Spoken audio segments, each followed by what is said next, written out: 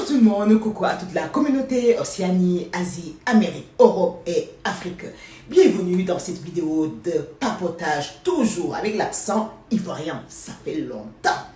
Dans les lives, j'entends des bonnes femmes qui disent « Oh ma coche, aidez-moi s'il vous plaît. Je suis mariée, oh, j'ai un enfant, mais il y a mon ex que j'aime encore qui est revenu dans ma vie. Que dois-je faire, coach? Est-ce que je dois divorcer? Oh, aidez-moi, aidez-moi. » Moi, j'aimerais juste savoir, c'est ce texte-là qui vous a abandonné comme du poisson pourri, ou c'est vous qui êtes parti parce qu'il y a eu quelque chose? Moi, j'aimerais juste savoir, je pose juste une question. Est-ce que c'est ce texte-là, cet homme qui vous a réduit votre cœur en morceaux? Hein? Et vous avez mis du temps à coudre les petits morceaux, vous cousez 1 an, vous cousez 2 ans, vous cousez 3 ans, 4 ans, jusqu'à ce que votre cœur ressemble à un cœur avec un pansement.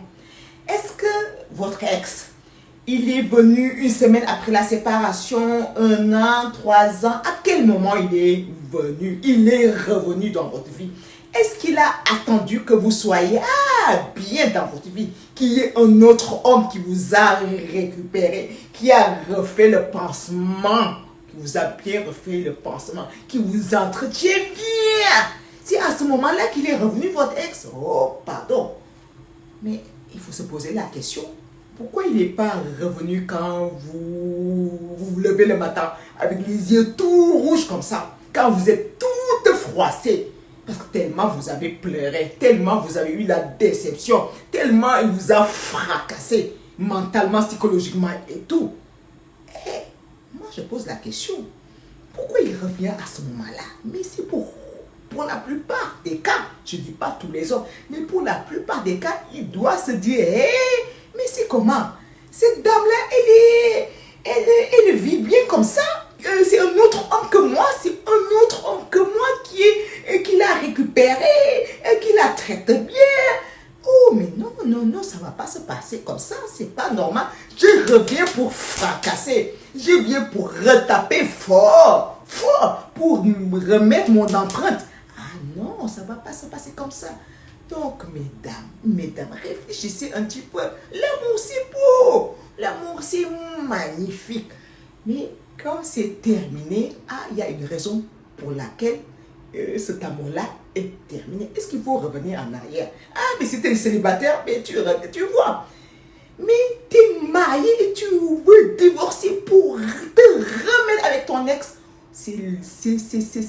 Oh, pardon.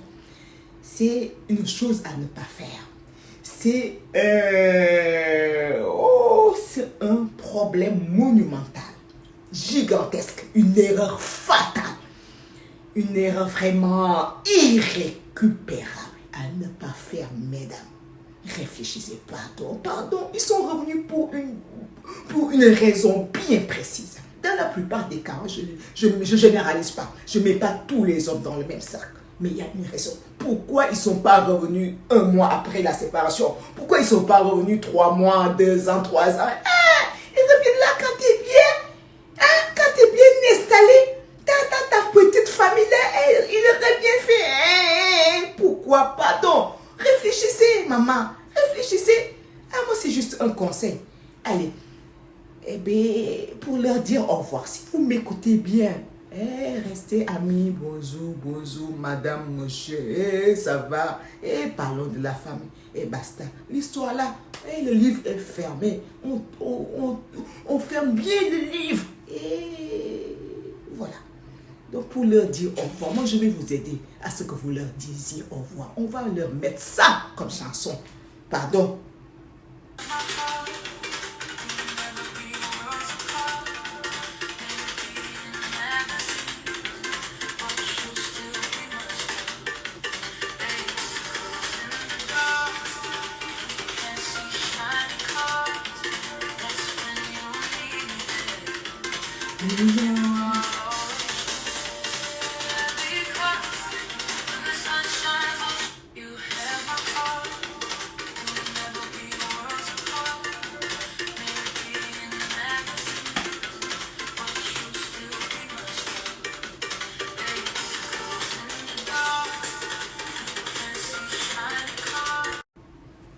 asalaamaaleykum sama communauté maa ngi di nuyu di leen ziar bu baax waaw sama communauté Sénégal njaay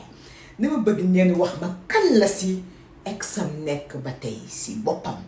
kan la si exam nekk ba tey si xolam yow sama càmmin àdduna dox na ba yàgg sa ex nekk tulee donc gis nga ay jigéen yu bëri joxe nga sa mbëggeel ak ay jigéen lu ne nga gis lu ne nga dund mais ba tey daal sa biir xol xam nga sa ex moom nga nga yow sama jigéen yàgg sa ex bàyyante ngeen àdduna dox na ba am nga mbëggeel si keneen tamit am na mbëggeel si yow wante soo tëddee yow kenn yàgg nga wéet yàgg sa borom li nga xam ne bu baax que sa ex daal moo lëmbaaje sa xol sa ex ba tey nga nopp donc lu tax diggante bi yàqu yu tax yàlla antuwul si diggante bi yàlla rek xam donc kaay bëri na mais ñun dañuy ñëw rek pour intervenir doxee suñu grain de sel si suñu soxna jigéen yi ndeysaan parce que damay déglu ay cas yu bëri si ay live jigéen di wax waaw man de maa ngi sama sëy ñi am nan doom ñi am nu doom wante man daal sama ex moo ñëwaat si sama àdduna nan lay def coach waaye nan lay def sama ex moom laa bëgg mais moom moo ñëwaat sama àdduna waaw donc xaw ma ne dama war a tas pour ànd ak moom wala waaw donc daal man premier cas bu may wax mooy que nekkati yoo àdduna en tout cas man jàngal na ma que nekkati yoo soo bëggee kenn kooku bëgg la tu dois te battre waroo baisser les bras si da nga sûr sa biir xol sa xel que kii mooy c'est l'homme de ta vie mais pour xam ko nag loolu dafay jël temps si après peut-être nga koy xam jigéen ku kooku tamit même chose si c'est l'homme de ta vie si c'est la femme de ta vie peu importe mu nekk géwël mu nekk tëgg mu nekk joolaa mu nekk soose peu importe de yow xam nga daal moom nga bëgg tu dois te battre da nga war a reyante pour nekk ak moom reyante mais façon reyante xam ngeen fu may waxee reyante pas pour pas def yëfu ñàkk fayda pas di dem liggéeyaate mais waxtaan ak parents yi et tout voilà mais toutes les chances de ton côté xeex boobu laay wax voilà xeex bu diñ pour parce que moom nga bëgg nga def tout bul bàyyi sa loxo mais effectivement nga tout mais yàlla ba tey nangulu diggante bi donc là tu laisses tomber nga xam donc lii moo neex yàlla basta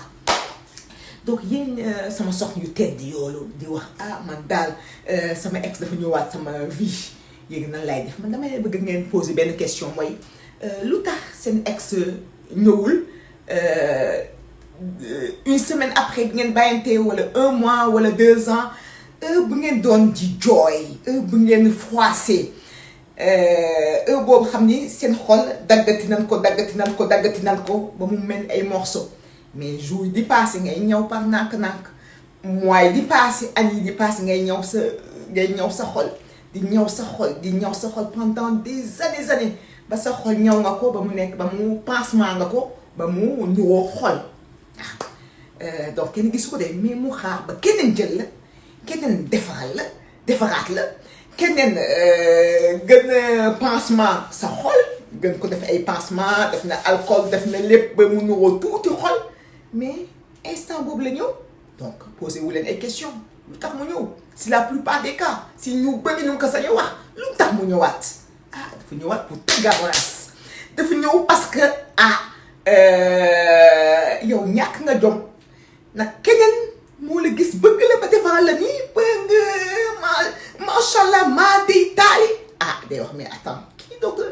am na jom bu bëgg ak keneen comme man xolam bi keneen ñëw na remplacer ma non yow dafa yomb lool donc damay ñëw tëggaras damay ñëw comme dama ko toroxaloon si kanamu famille am rek laa ko toroxaloon léegi damay ñëw toroxal ko si kanamu àdduna bi yëpp ñëpp teg seen bët mu xam que maa ko gën a dudd si yax bu rëy maa ko gën a am askan bu baax maa ko gën a xiis déggoo leen ma de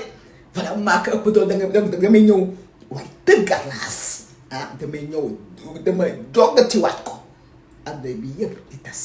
kay teg seen bët donc si bu mu ko sañoo wax ñu bëri loolu moo tax ñu ñëwaat parce que bu ñu ñëw un mois après rupture bi 2 ans après rupture non dañuy ñëw fi nga bi nga toogee nag jàpp sa lees voilà nag dañ la defaraat macha allah non foofu la ñuy ñëw boobu la ñuy ñëw donc bu doon may yéen sama soxna si non non non non non kenn du tas sa sëy ngir góor da ngay tas sa sëy nag mënatoo da ngay tas sa sëy nag raison bi sëy dafa daggan divorce daggan donc da ngay tas sa sëy nag am na raison X Y Z A B C D ok mais doo tas sa sëy ngir benn góor jamais de la vie jamais jamais jamais doo tas sa sëy nag sa ex nag benn góor jamais tas sa sëy parce que dafa am nga am problème ok léegi nag boo tasee ba 3 mois bi idde bi passé xaw ma 3 mois la xaw ma 4 mois ok 6 mois après machin voilà affaire bi ñëwaat na nga xool de même bu ñëwaatee parce que ressenti même bu ñëwaatee mën ngeen nekk et tout mais le problème c'est que ressentiment bi ba tey day des effet ku góor ki moo bàyyi ku jigéen ki à chaque fois dina wax même bu leen demee ba ngeen xuloo wala genre xuloo bu ndaw da ngay xalaat kii de moom moo ma bàyyi woon donc kii moom au fond du nit dara donc ba tey sa xol day metti ba tey voilà ku góor ki même chose fekk yow yaa ko bàyyi ku jigéen ki day wax kii de ñëwaat na wante moom benn bés de dañu ñëwoon na ba mu bàyyi ma donc lu tax du ko defaat c'est ça ba pare yow boo tasee sa sëy pour ànd ak sa ex wala ànd ak góor xam nga kooku du la mës a respecté parce que day wax kii du jigéen bu baax parce que si biir sëyam daf nekk ko si sëyam man ma tasal ko sëyam donc un jour mën na defaat même chose bi donc loolu yëpp ngeen ko war a sóoraale waaw den fan laa toll woon oh là là là là toll woon naa fu neex voilà donc côté boobu waaye après donc voilà donc kenn du tasoo donc namu naa tamit nga teñ nga xaaba teñ bi passé et cetera bu bëggaati dugaat sa vie toujours nga may ko battement ngay bul ñëw rek Mario xaaral nekkaat leen ba xam kii ban tànk moo ko tax a jóg voilà donc sama jigéen yu baax yi jamais de la vie bu leen tas jamais seen sëy ngir góor bu leen tas jamais seen sëy ngir seen ex tas leen sëy nag yéen a seen bopp yéen ak seen jëkkër yéen a am problème mun a toog lii laa yéen a xam donc message boobu laa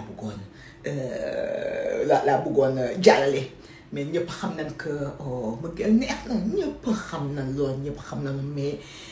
am nañ xam ni voilà da ngay tourner la page nga nekk xayit et tout nekk xayit machin loolu ba tey kenn bañu ko mën nga nekk xayit et tout mais pour ñëwaat bàyyi sa sëy pour dem toppaat sa ex ça jamais de la vie voilà donc voilà may souhaiter vraiment courage si ñëpp voilà yu yàlla dogal daal moo gën yu tax année bi mënul nekk c'est que maanaam yàlla daf la fànqal dara voilà maanaam da ngeen war a xamante da ngeen war a gisante waat wala nekkaat des années plus tard yàlla rek xam mais en tout cas sàmmal